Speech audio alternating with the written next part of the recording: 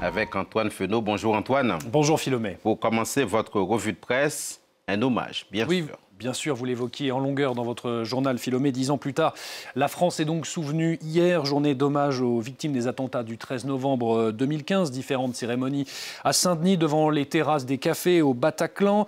La presse internationale l'évoque ce matin, à commencer par, vous allez le voir, le Guardian qui met donc cette photo de ces policiers devant les terrasses d'un café. La douleur est toujours là, nous dit le quotidien britannique, qui note aussi l'unité des Français dans cet hommage. Hommage et unité symbolique, je vous le disais, c'est également la tonalité à retenir d'El País, également ce matin, qui met cette image d'Emmanuel Macron avec Anne Hidalgo ainsi que les représentants des associations de victimes à leur côté. Image choisie par El País avec cette image d'unité dans une France fracturée, avec une cérémonie notamment au Jardin du Souvenir en plein cœur de la capitale, avec notamment une prestation assez remarquée par nos confrères du Parisien. C'est à découvrir ici sur la droite de cette page, celle de cet homme, Jesse Hughes, qui est le chanteur du groupe Eagle of Death Metal, qui était sur scène ce soir du 13 novembre 2015. Le rocker américain qui a donc répondu aux questions de nos confrères du Parisien. Il affirme vouloir demander la nationalité française et il le dit, le Bataclan m'a purement et simplement bousillé.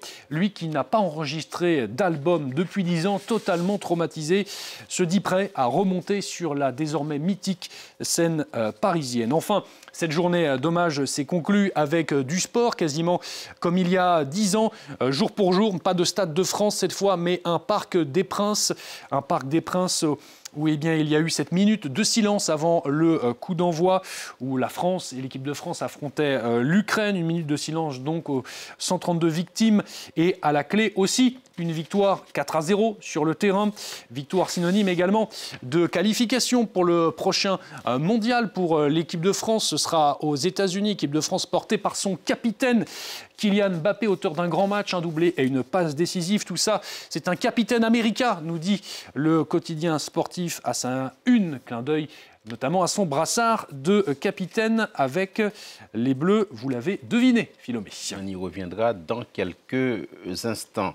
Autre sujet, Antoine Fenault, alors que la COP30 bat son plein au Brésil, vous revenez sur un sujet brûlant et lié, bien entendu, au réchauffement climatique, l'agriculture. Oui, et d'une petite révolution peut-être à venir dans le pays de l'agrobusiness. Libération a promené ses caméras, son appareil photo et ses stylos au pays de l'agrobusiness, au Brésil, qui nous parle ce matin des promesses de l'agriculture régénérative. Le quotidien s'est notamment rendu à Bouri, c'est dans l'état de Sao Paulo, à la rencontre d'agriculteurs brésiliens adeptes de cette pratique visant à restaurer en partie la santé des sols en utilisant le moins d'engrais chimiques possible, une forme de culture proche de ce qu'on connaît ici en France, la culture bio, en tout cas sur le nom. Le but, c'est de réduire la taille des parcelles, également dans un pays qui est le plus gros consommateur mondial de pesticides et d'intrants chimiques. C'est en tout cas l'option choisie par ces agriculteurs brésiliens que vous apercevez sur cette photo. Pourtant, l'État brésilien, lui, soutient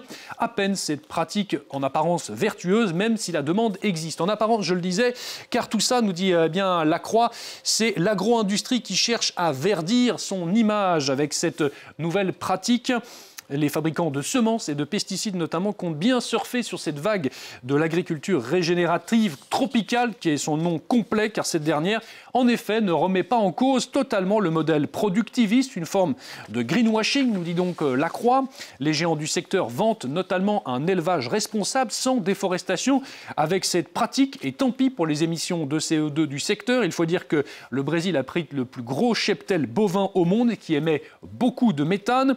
Le Brésil qui est l'un également des premiers exportateurs mondiaux de produits agricoles et qui fait aussi face à un climat tropical, à la clé plus de nuisibles et de ravageurs, et donc une facilité à recourir aux pesticides pour préserver les cultures. Deux approches différentes, vous l'avez compris, Philomé, de cette agriculture régénérative tropicale, donc celle des grands groupes et celle de certains agriculteurs. On ne se quitte pas là-dessus. Vous vouliez nous parler d'un véritable phénomène. Un phénomène, rien que ça, Philomé, absolument. Une star mondiale que l'on ne connaît pas du tout ou très peu ici en Europe. Est-ce que vous connaissez Shohei Ohtani, Philomé? Absolument pas. C'est un joueur japonais de baseball. Le voici, il est juste ici avec sa tenue et il vient d'être élu MVP, meilleur joueur de la Ligue nationale de baseball américaine. Le Japan Times nous parle ce matin de cette fierté nationale. Shohei Ohtani qui rentre dans un club très fermé des joueurs ayant été élu 4 fois MVP, meilleur joueur de la Ligue. Il a notamment remporté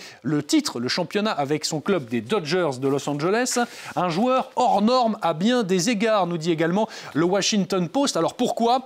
Eh bien parce que Shohei Ohtani était à la fois batteur, donc il frappe la balle au moment où elle est lancée vers lui, mais c'est aussi un lanceur de cette fameuse balle, et c'est l'un des meilleurs dans les deux catégories, et ça, dans le monde du baseball et de la MLB, la ligue de baseball, nord-américaine, eh bien c'est du jamais vu. On n'a jamais vu un joueur qui fait aussi bien les deux. Champion donc cette année, je vous le disais, avec sa franchise des Dodgers. Shohei Ohtani a également réussi l'exploit il y a quelques années, et c'est aussi remarquable, de remporter avec son pays, le Japon, un titre mondial face aux ogres américains. Un exploit et donc un champion hors norme. Shohei Ohtani, merci beaucoup Antoine Fenault de nous avoir fait faire connaissance avec ce phénomène, ce dieu vivant, que dis-je? Rien que ça. Des stades de baseball, allez.